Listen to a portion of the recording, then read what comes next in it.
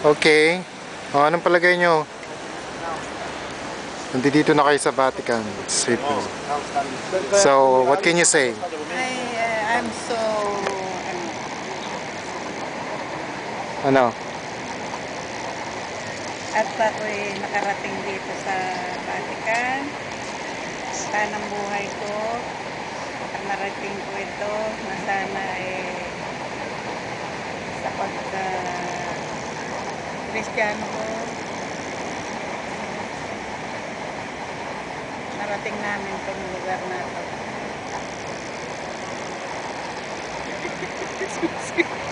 What? So, mommy speaking. No, she said it already. Makikita nyo ba ang Pope? Are you gonna see the Pope? Tomorrow. Tomorrow? What time? Mga 10:30. 10:30. Kaya yun ang magiging bless sa amin.